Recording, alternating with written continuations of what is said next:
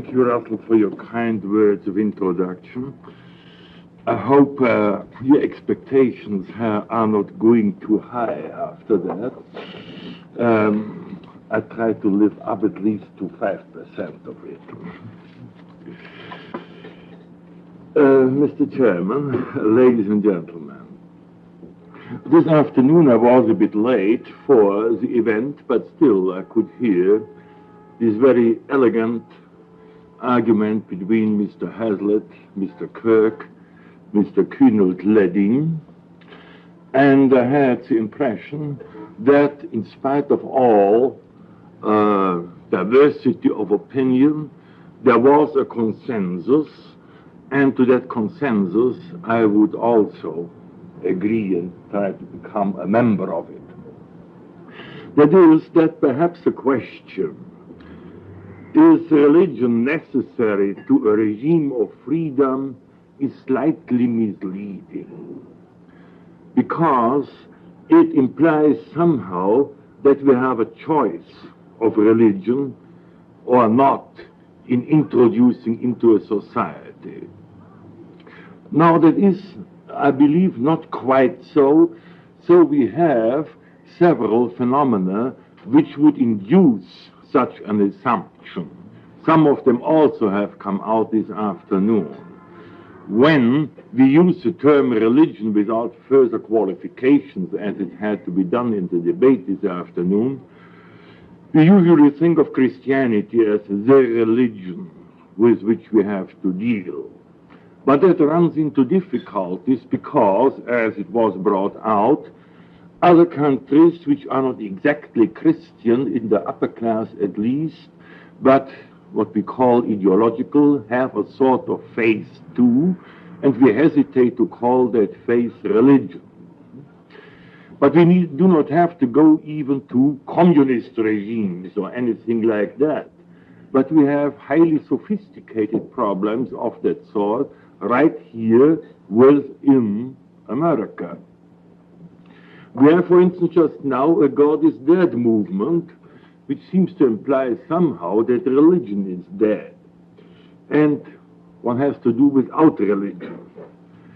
And some of these theologians who present this movement take their cue from a German Protestant theologian, Bonhoeffer, a victim of Nazism, who said the most important thing about Christianity is that one has to get religion out of it. Because what he understands by religion is a dogmatic belief instead of faith in the existential sense. So the matter is a bit complicated. I do not want to go now into definitions of religion or anything like that. It would perhaps not be suitable to the occasion. But we should be aware that whatever we call it, religion or something else or non-religion, every society has a relation to the ground of its existence, let's call it neutrally that way, by expressing its attitude to that fundamental problem of human existence, that man does not exist out of himself, but out of a ground. And the varieties of existential modes which express submission to such a ground, obedience to it, or revolt against it, must have a name. So let us call them simply the various the various attitudes toward the fundamental tension of existence between time and eternity.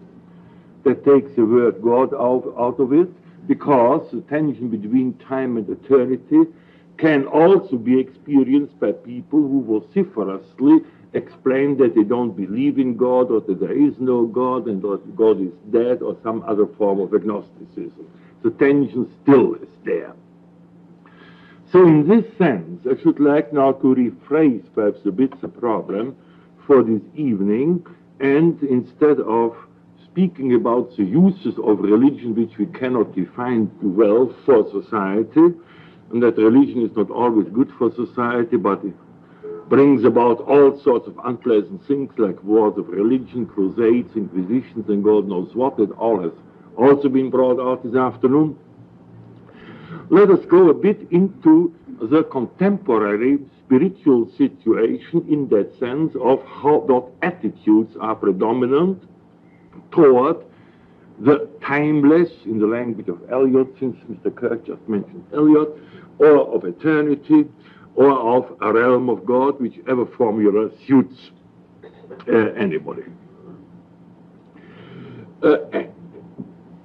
One of the characteristics of our time, in this sense now, of such a spiritual situation, are very peculiar self-characterizations. It is always good if you talk about a society that you first start from the vocabulary in which it interprets it itself. And we have today very loud self-interpretations. For instance, that the man of our society in the predominant, intellectually and culturally predominant form is modern man and is secular man. There is one such term. Another term is that we are living in a post-Christian age, or that man has become immanentist, or we're living in an immanentist culture. Now, these are the terms which are perhaps the most frequently used to characterize the age in which we are living.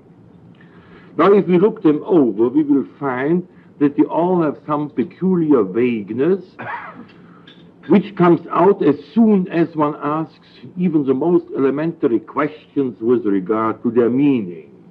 For instance, when we speak of man as a modern man, the man of our time as a modern man, we must be aware that the term modern has been used in order to set the man of the time against something that has gone before, back to antiquity. Man is always modern insofar as, in his vocabulary, insofar as he is opposed to something which he considers to have gone before. So modern doesn't mean very much unless it is further filled up with meaning. The same goes for a phrase like a post-Christian age. Well, we are in a post-Christian age because we are, after all, are post-Christ, and where else should we be except in a post-Christian age? But if you go beyond that, you would have perhaps to reduce the word post-Christian age to the meaning of a lot of people do not pay considerable importance to church membership. That is all one can say. Or that they do not, that they are agnostics in the Enlightenment sense or something like that. And that this type of people are the socially, intellectually predominant ones, the ones who determine an intellectual climate. Even worse, we get into worse problems we get when we speak of man as immanentist, because here we run into the trouble that the word immanent is a correlative term which makes only sense in relation to the term transcendent, and unless there is a recognition of transcendence, there is no immanence.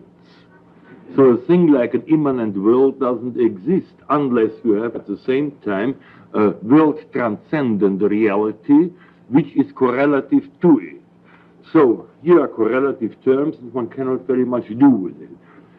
But it is characteristic now, as we have to come back to that question right away, characteristic of the time that such terms which do not stand up to the most primitive questioning as to what they possibly could mean are the terms used for designating the character of an age.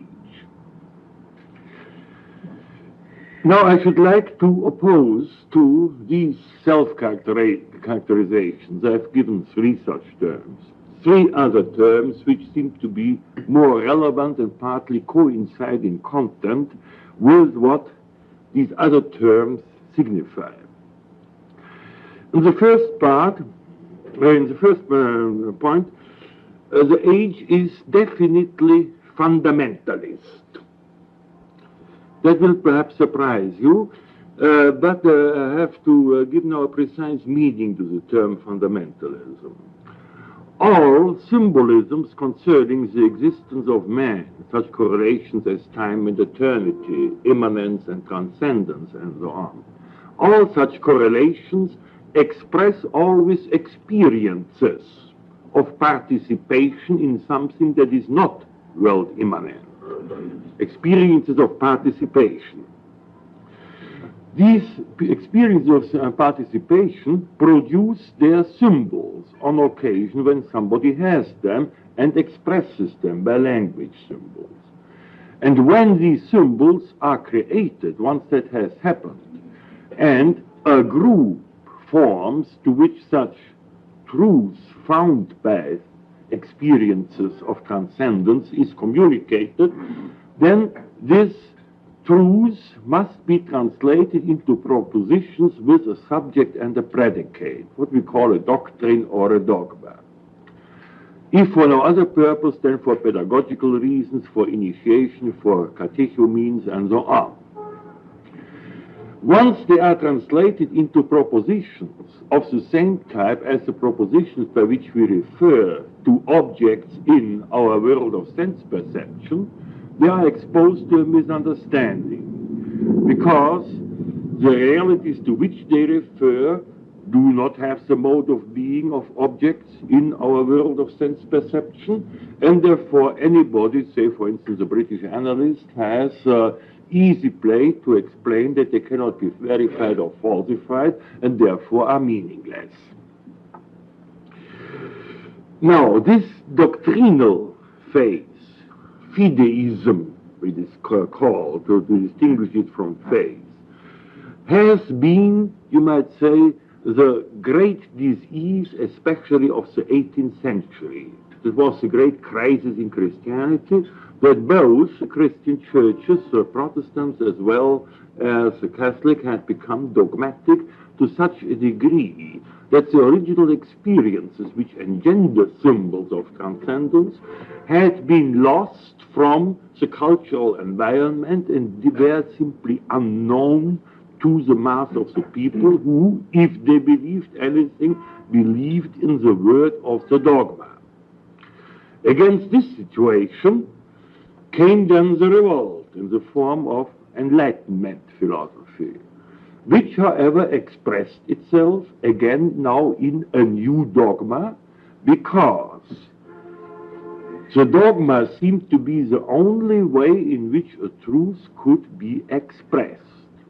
So when you look at one of the great ideological thinkers like Auguste Comte, in the first lecture of his Philosophie Positive, he will tell you that the dogma of the Christian church has now to be replaced by what? By a new dogma, the dogma of positivism. So, to replace, you might say, a Christianity that has degenerated to dogmatic formulations by new dogmatic formulations, which again did not recover any original experiences, that was a transition into ideology, so that ideologies are doubly fundamentalist. First, because they assume that philosophy and theology and Christianity are propositions concerning a truth, that they are dogma, and second, that they have to imitate that dogma by giving an alternative dogma. So, they fight one fundamentalism by another fundamentalism, their own. So in this sense, our age is fundamentalist. It doesn't matter which kind of fundamentalist you are, if you say, God exists without knowing why you say it, or if you say, God does not exist, again without knowing why you say it. William James already has brought to attention that the dogma of no God is just as much a dogma as the dogma of God. And neither of them is any good in terms of original experiences of faith. So this fundamentalism is the first characteristic of the age, of the intellectual characteristic. The second is, as you can easily see already implied in this, when one does no longer know what existential relations and the tension of time and eternity are, and when the symbols expressing such tension have lost their meaning, that a lot of reality, areas of reality, language symbols expressing these areas of reality are lost. One does no longer understand them. Now that is called, I'm afraid I cannot use any other term, illiteracy in meta-spirituality. So we are living in a highly illiterate age. Spiritually illiterate age, and also intellectually illiterate, because in intellectual matters one must know the difference between a dogma and original experiences of the tension and original symbols and so on. I'll come to them later. So literacy with regard to whole complexes of human achievement and discovery in meta-spiritual, prophetism, philosophy, Greek tragedy and so on. Literacy with regard to such phenomena. And then we have the problem of deculturation. Our whole Western civilization rests on acculturation from the Mediterranean cultures, having developed it further. But it is, the basis is Latin civilization, Roman civilization, Greek civilization, then renewals and further acquisitions beyond the somewhat limited ones in the early Middle Ages by humanism in the Renaissance and so on. And a good deal of this enormous mass of acculturation of Western society is in our time deliberately destroyed by declaring this part of our culture either irrelevant for our purposes, or by denying the knowledge of the instruments by which one has access to them, to these parts, as for instance the denial to teach languages in the colleges and so on. So in this sense we are living also in a period of deculturation as distinguished from a period of acculturation roughly up to the 16th, 17th century. Now what is the result of these characteristics of the fundamentalism, of illiteracy, of certain deculturation phenomena? The result is a peculiar spiritual state in the Western world, which one might call perhaps by the name of apocalyptic fervescence. People who have lost contact with the reality of existential tension, who do no longer understand their symbolism, still are human beings who are living in that existential tension, but cannot give expression to it, either in adequate language or in adequate literatures or in any rituals which keep alive the sense of such existence. So this reduction of an expressive tension to an inexpressive, amorphous one, that is what I would call this apocalyptic fervescence, which has the result of a very mixed state. On the one hand, of men being frightened because they don't know what is the sense of their existence. On the other hand, they being extremely expectant with regard to something glorious to happen and a perfection in this world. So in this dilemma between being frightened and being expectant of great things, these two moods, one might say, are characteristic of the time. You can diagnose what is going on here, for instance, by taking a definite symbol which expresses situations of disorientation. For instance, the symbol alienation. The symbol alienation means originally, and right up into the early 17th century,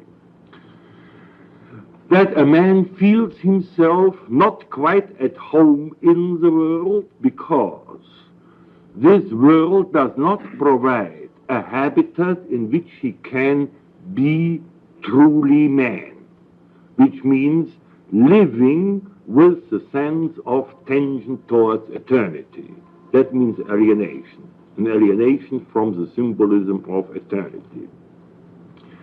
In the 19th century now, the term alienation has received, especially through Marx, an entirely different meaning.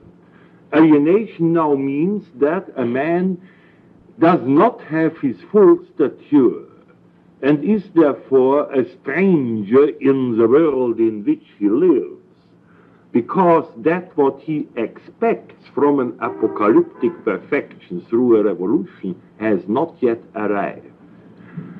So we have here the meaning of alienation as an alienation not from God, as for instance it was with Plotinus, who used the term for the first time for that purpose, but alienation from an apocalyptic expectation to be achieved by revolutionary action. So the proper expression for dissolving an alienation under the direction of expectancy is to make a revolution that will bring about a perfect realm of one description or another. But at the same time, of course, since a man is a man and remains a man, as every man is, living in such expectation of apocalyptic revolution means the actual estrangement from the tension towards God and towards eternity. So he lives in a double sort of alienation, the one of being lost and frightened because he is not in the normal relation towards eternity, and the other because he has already a substitute relation for eternity, the revolutionary expectation which can't be realized either. So here you have this dilemma between being frightened and being expectant in this very concentrated phenomenon of alienation, which is so peculiar to our time that just everybody talks about the stranger in the world, the alienation phenomenon, and so on. So that's how I would characterize the situation in general. But now that requires a bit elaboration. I've talked about that problem of the 18th century where the dogmatization of philosophy and Christianity has come to a head, where a break was practically inevitable and actually did occur in the form of the Enlightenment rebellion, the French Revolution, and so on. By that time, there was created, for the purpose of expressing the situation, the new vocabulary that has become crystallized then in the famous law of the three phases by Kant, and in this form has become, you might say, the standard ideology of every enlightened intellectual up to this day. That is, that we had a past in which mankind had a theological phase, followed by a metaphysical phase, and now we get into the phase of positive science. There is something true in this law of the three phases. What is true in it is the correct description of the generative forms of philosophy and Christianity. We must always realize that, for instance, when Kant rails against metaphysics, or when a contemporary positivist or British analyst rails against metaphysics, he is absolutely right.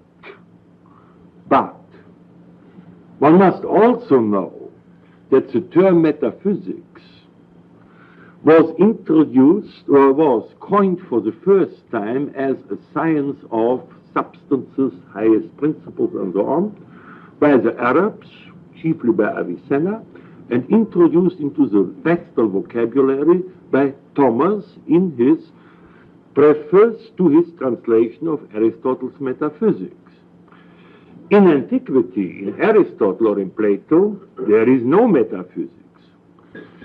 The term metaphysica, the title of Aristotle's works, doesn't mean metaphysics, but probably only concerns only the placing of the book of that name after the physics. The content of the book that today we call metaphysics, is a theology. That is what Aristotle called it. So here we have a theology. That is the content of classic philosophy, a special kind of theology, coming then under the title of metaphysics when the content has been translated into proposition which no longer can be verified or falsified. So metaphysics is a phenomenon which becomes an important phenomenon since the 13th century, achieves then in very few centuries then a crisis in the 17th century with its translation into systems beginning with Descartes, and then the revolt against metaphysics as a system.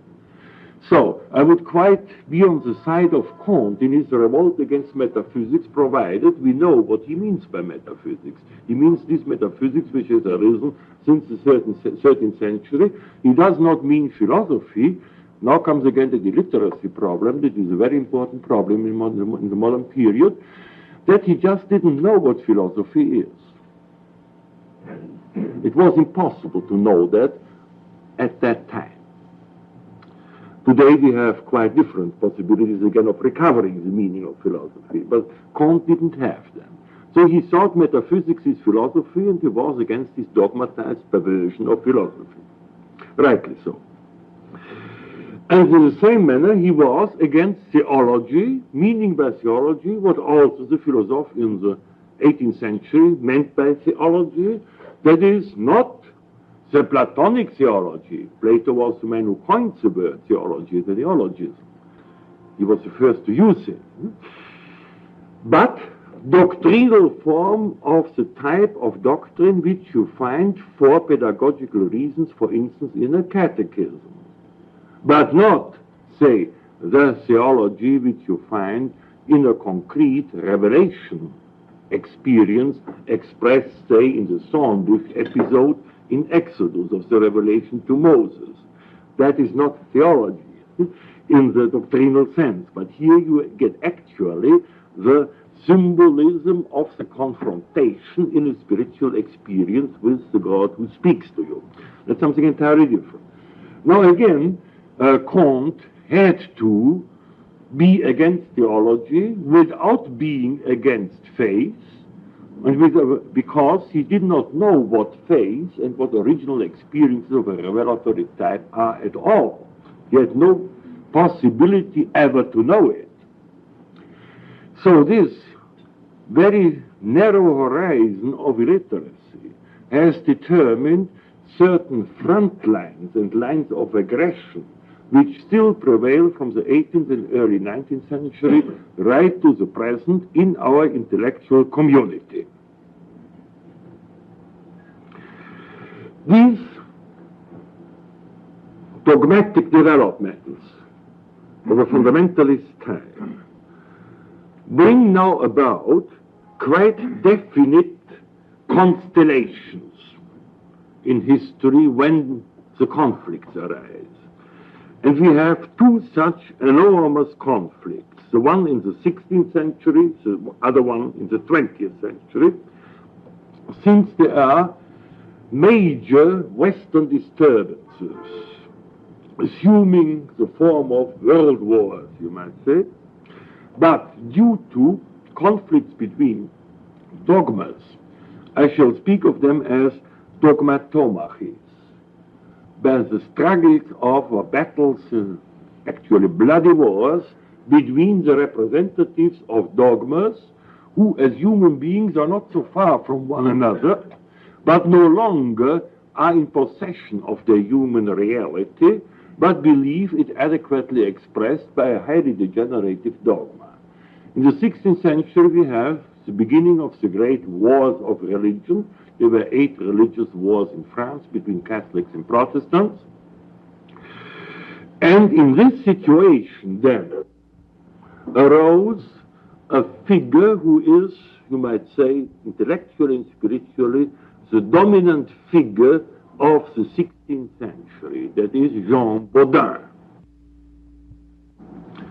Jean Bodin was a man who understood that the conflict is due to the fact that people are living in the degenerative state of dogmatism, and that one could have peace among these warring factions only by excluding the dogma from public status, denying it recognition, and that, in his opinion, could only be done, very similar to the Platonic problem of the philosopher king, if the king were not a dogmatist of either the Catholic or the Protestant persuasion, but what has one to be in such a situation? A situation of this kind that occurred before. He has to be a non-dogmatic mystic.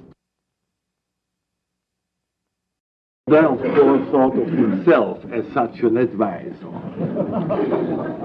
Now, that gives you, again, some idea of the changes in the configuration of that problem. The earliest such double situation was late in the 5th century, when the Pope Gelasius distinguished the spiritual and the temporal powers, with the Pope as the head of the spiritual order, the Emperor as the head of the temporal order. That lasted through the Middle Ages up to 1300, when Dante brought the first transformation. He left the Emperor as the head of the temporal order, but replaced the Pope. At that time, the crisis was already so deep, by a philosopher of the Arabic type. He always mentions Averroes as a type of philosopher who would be the counterpart to the temporal power of an emperor. In the 16th century, we have this dualism transferred to the national scene by Baudin, the king and the mystic advisor. And then in the 19th century, we have it once more, now again already on the level of dogmas, again within the ideology, by Comte. Now the two orders are represented by, for the temporal side, the industrial manager, for the spiritual side, by the positivist intellectual, meaning Comte himself. Now here you have these phases of degeneracy of the dogmatic problem, right to the period of Comte. And here in Comte already a very interesting further development, which still lasts right into the present, because Comte took himself seriously. He meant to be the pontiff of the new positivistic creed and wanted global organization and conversion of all mankind to positivism. And for that purpose, he entered then into correspondence, which always remained somewhat one-sided, with the Tsar of Russia, trying to persuade him to lead the Greek Orthodox Church over to positivism. Then he wrote similar letters to the Vizier of the Turkish Empire, trying to persuade him to lead Islam over to positivism. And one of the most interesting letters, one would like to hear what in that milieu then was said about it, he wrote a letter to the general of the Jesuit order to persuade him to bring the Pope with the Catholic Church into the positivistic fold. So for years, Comte was engaged in highly important diplomatic correspondence to establish the spiritual unity of the Western world on a new basis. But some of it has remained, of course. There were still very strong representatives of the communist sect in Uruguay, for instance, or in the 19th century, the Brazilian Revolution has taken over a good deal of it. In the Brazilian coat of arms, we have still the ordine progress of Comte, and so on. Then he had some successes, which are now today forgotten. But now let's come back to that problem of the bloody wars in the 16th century, the understanding by a great spiritualist like Baudin that the solution is non-dogmatic mysticism, and now the same situation in the 20th century, where we have the wars between ideologies, Western apocalyptic ideas of a perfect realm through reason, Eastern Russian through a perfect realm after an anti-capitalist revolution, elimination of religion in the Christian sense and so on. And then one man, again a French spiritualist, who understands that problem and knows that the solution lies in mysticism, that is Henri Bergson, in his De source de la morale et de la religion. One can get out of these closing periods, this closing in into dogmatism, only by the breakthrough, the renewal towards the mystic experience. Those who are interested in it, I would like to bring to your attention a little book that is very known as far as I know. Henri Bergson, as you know, was a member of the Académie Française. And there, next to him, in the order sat Sertillanges, the Thomist. And Bergson and Sertillanges exchanged, apparently while the business was transacted, more interesting thoughts.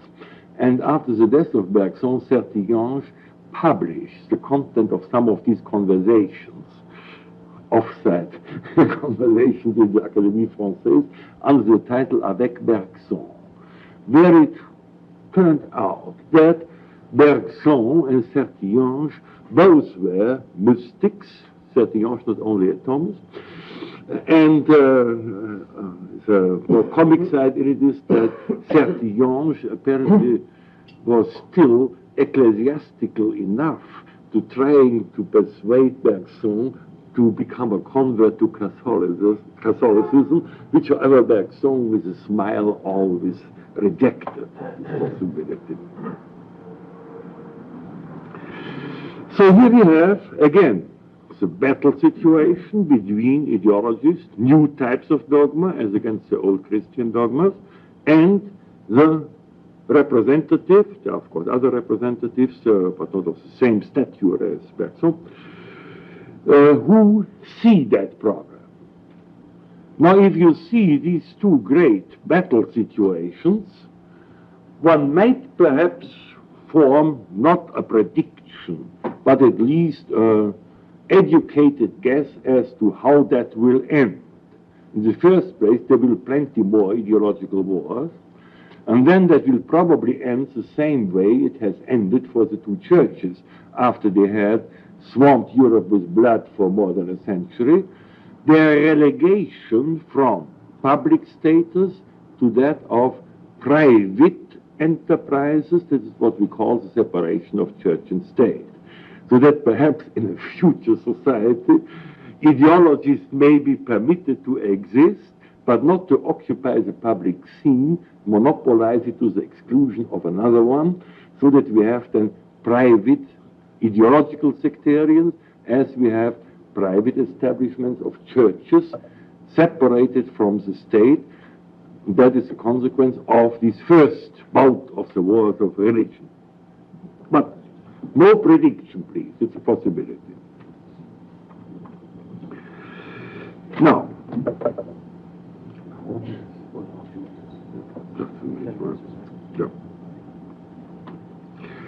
as against this sinking into dogma, we have then another movement that runs through. I just want to hint at it. The two great ones, like Baudin and Bergson, were not the only ones to see what is going on.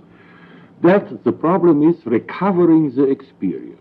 We have therefore, since the 17th century, beginning with Descartes, always the explicit formulation that the purpose of the respective philosopher is it, against the predominant dogmatisms, to recover original experiences of the tension between time and eternity, in order in this way to renew spiritual order in the personality and by communication then in society. You find it expressed in Descartes, you find it expressed very strongly by Hegel in his preface to his Phenomenology. You find it then become a major topic beginning with Kierkegaard in his opposition to the degeneracy of the Danish church, and it goes through from Kierkegaard and into the modern existentialism in our time.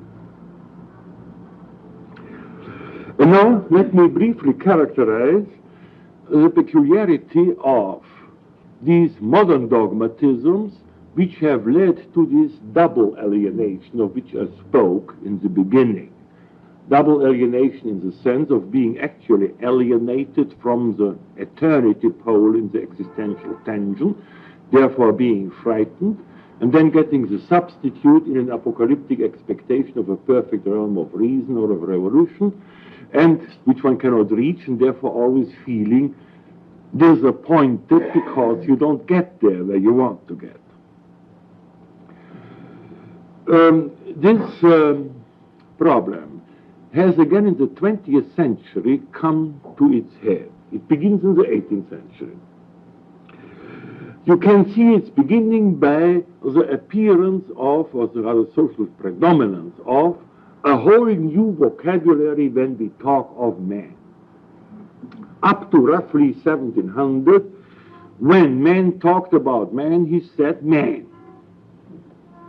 After 1700 it begins. By 1800 approximately it is firmly established. When an intellectual, philosopher, professional talks about man, he will use such terms which formerly nobody had used speaking of man, as the self, the ego, the individual, the subject, the transcendental subject, the subject of knowledge, and so on. A whole set of new terms which arises at that time, sometimes crystallizing into great philosophical movements, like the ego philosophy of the German idealists, which runs then still into the egology of Husserl, in the phenomenological philosophy of our time. Parallel with this new terminology in speaking of man, we find then an expression, a new terminology with regard to moods of that existence which is indicated by the language of the self. It's no longer man but the self. We have a whole spate of new words which were created after 1700, which have become so much part of our language that one does not think of it as Enlightenment terminology. Like optimism in the expectation of progress, or when you are disappointed, pessimism, all new words. Then, altruism, the invention of Kant, egotism, terms like egomania, monomania, a whole new vocabulary of moods. And then you have, for the designation of doctrines, again a new vocabulary, of which you find traces in one or two instances before, but which on the whole is not developed before 1750 and then spreads rapidly. They are the so-called isms. Again, all these terms which today we use as a matter of course, like monism and pluralism and rationalism and irrationalism and voluntarism and idealism and so on, all these terms have arisen after 1750. Or when we today we speak as a matter of course of English sensualists and empiricists, the term sensualism and empiricism were coined for the first time in 1803. Locke didn't know yet that he was an English sensualist or empiricist. So here's a whole new set which interprets intellectual productions in the term of a system and that particular view of the world, again a term which did not exist before the beginning of the 19th century. This view of the world is then expressed as an ism, a body of dogma, in the optimal case then formulated systematically. The system comes into use at the time. That's why we have a system of government. Nobody before had any systems of government. And this whole vocabulary is new. So here is a peculiar contraction of man in the sense that The openness of in the existential tension is, you might say, abandoned for good because there is no more any contact with it. But doctrinal formulations, of which the origins are dubious or unknown, have make possible these various formulations of isms in the form of systems. Now, why does one all of a sudden form systems? Why do have man Weltanschauungen, worldviews? Probably the origin comes from the new philology of Indology. It is probably the translation of the Hindu Darshana, which became popular after 1800. Why does one do all these things? And now there comes to the fore, again in our time, a very peculiar problem. At the same time as these things become predominant in intellectual circles, this whole vocabulary of the self, of the system, of the isms, of the moods of pessimism and optimism, begins among intellectuals the spreading of drugs. Drugs. Opium, marijuana. The first major literary feats connected with the use of drugs were Coleridge's Ancient Mariner. The work of De Quincey, very important. By the way, on De Quincey is now that excellent essay by Hillis Miller in Johns Hopkins in his book on the disappearance of God. Then by the middle of the 19th century, the matter became completely worked through as a problem by Baudelaire, who himself used both opium and marijuana and described the states and explored the case of De Quincey and so on. And in his critical essay, Le Paradis Artificiel, he shows that only a certain type of people are inclined to use drugs like marijuana. And who are these people? They are the ones who are of a certain neurasthenic kind, who are worried about the state of themselves, the meaning of their existence, who are concerned with the trend of history and where it might lead to, and so on. In brief, he gives a description of the intellectually of a peculiar sensitiveness or sensitivity of the intellectual who engages in planning for society, in developing schemes of the development of history, of predicting, and so on. And he exemplifies then the type of man by Jean-Jacques Rousseau. That is the typical case of the new sensitivity, already in the 18th century. And he said, these types of elation, of mind expansion, today we are accustomed to these things, the mind expansion towards infinity and so on, the new goût de l'infini is one of the titles in there. The transformation of man in a man-god, l'homme Dieu, is the title of another chapter in the Paradis Artificiel. These types of elation can be gained either through the type of utopian projecting of the type of Rousseau or of revolutionary philosophies of history, as one can gain them through the use of opium or marijuana. It's the same kind of fake self-salvation. He goes even further than that, in another context.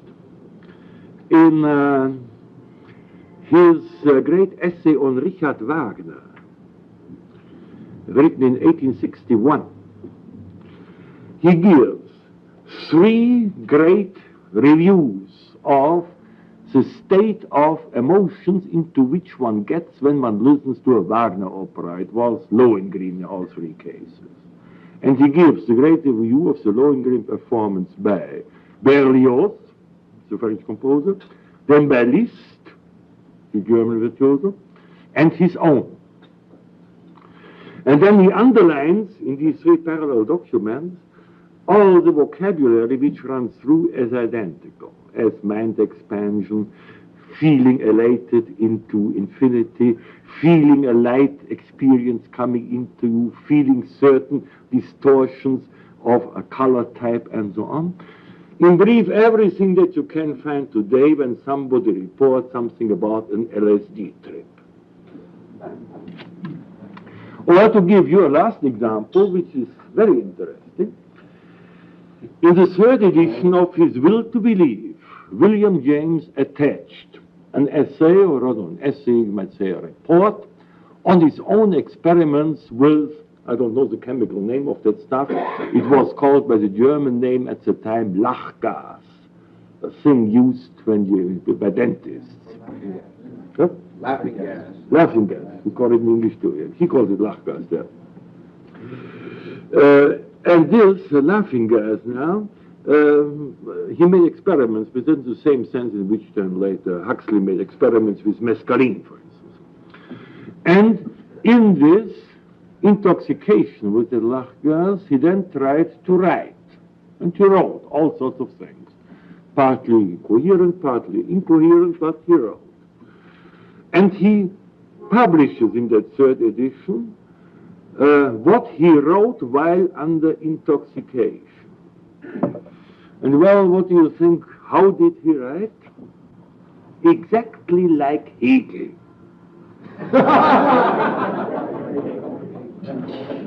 You can look at it. Here it's really written like Hegel, formulations that could be by Hegel. Which brings also now Hegel, besides Wagner and Rousseau, of course, Kant and so on, into this peculiar relationship of artificial second realities, which replace the first reality that has been disturbed, and which are created for the purpose of giving a sort of self-salvation. Now, that is not an invention of mine, but on this problem of self-salvation, Nietzsche has written amply, and the other day I found similar formulations by Schiller in his great essay on universal history. There he writes, I am developing this entirely phony construction of universal history, he says it's just a wild invention, because by letting myself be absorbed into the history of a race, which is a construction, not empirical, I overcome the limits of birth and death and enlarge my experience of life to an infinite space. Again, just like a hippie. And why do I do that? Because in that way I gain immortality. And then he adds, the true immortality, as distinguished from the other immortality in which he doesn't believe. Same formulation you could find in Marx, for instance, the philosophical economic manuscript.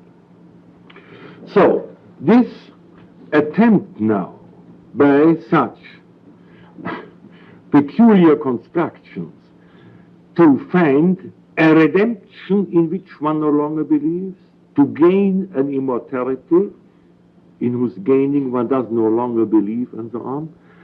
These problems now are coming into view and are treated today by all sorts of people incidentally. I've given you just the great names of the 19th century who dealt with that. Today you have such things as by Huxley in the Masculine Studies, and above all by Zehner, the Oxford Iranist, in his book on mysticism, where he criticizes the Masculine Studies of Huxley. So, I think I should close here because I have taken up already too much of your time. You see, we have an extremely complicated situation.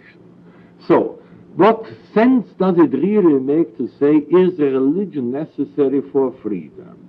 Because an LSD tripper will tell you that he gains his freedom if he takes his LSD and then he gets his mind expansion and then he is really free. And some of these people you find that in the publications by Leary already, are of the opinion that here you have a new type of saintly or monastic existence which should be accorded the same support by the public as, for instance, Buddhist monasteries have been supported in the better times of Buddhism by the Hindu or by the Indian or by the Chinese governments. So people should be in monasteries who want to take their LSD trips and to have their artificial satisfactions which cannot be found in genuine mystical contemplation, for instance. But that again is a problem only. I have to come back to that illiteracy and deculturation problem, because all these people are probably in perfectly good faith. But they have not the faintest idea that besides dogmatic Christianity, we have in articulate form since Dionysius Areopagita, that is since approximately 500 of our era, mysticism.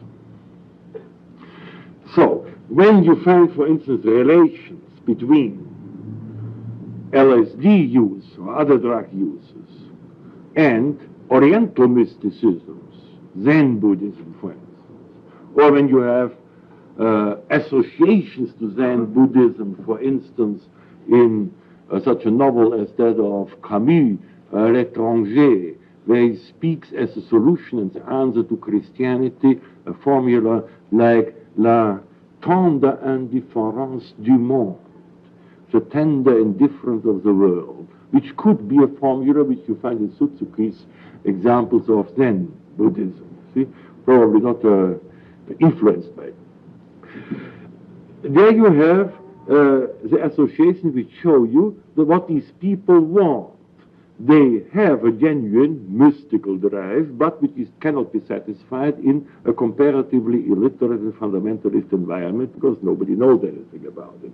But then you have also that other problem, which is of great importance. We have studied that problem in Munich, especially as a social problem.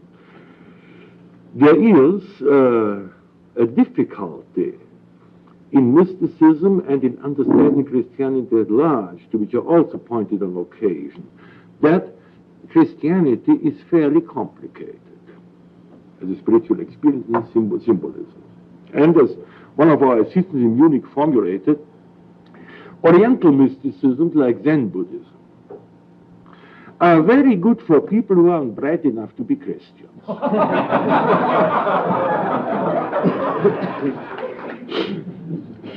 So one must take into account the possibility that with increasing literacy in the formal sense of being able to read, express oneself in urbanization where one talks, so where people become alphabeters, as Joyce called them, not literate but alphabeters, so that they can talk and have converse with one another. We have a new social stratum engaged in such endeavors, for which perhaps something like Zen Buddhism is just what they can grasp. Of course, they should grasp it directly, not by way of LSD. That is, of course, deleterious. But here I think I have given you a few points at least at some of the difficulties in which we are engaged and present, and which I think cannot be solved by railing for or against this or that position in this highly complicated situation, which may last well for a couple of centuries. There are no solutions tomorrow.